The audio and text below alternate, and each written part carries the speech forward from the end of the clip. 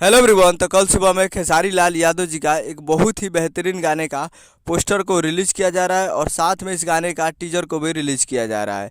यानी कल 14 तारीख को सुबह में आप पोस्टर देख सकते हैं और शाम को इस गाने का टीजर को भी रिलीज़ किया जा रहा है।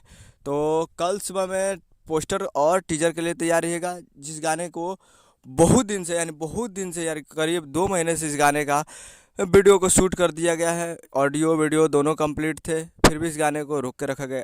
रोक के इसलिए रखा गया कि बीच में बहुत सारे गाने को रिलीज़ किया गया। अभी फिलहाल इस गाने का 5 तारीख को रिलीज डेट था, लेकिन टेंगे टेंगे गाना आ गया, भौजी लेंगे लेंगे वो गाना आ गया। उसके बाद से फिर रिलीज़ करने वाले थे इसको 10 तारीख को।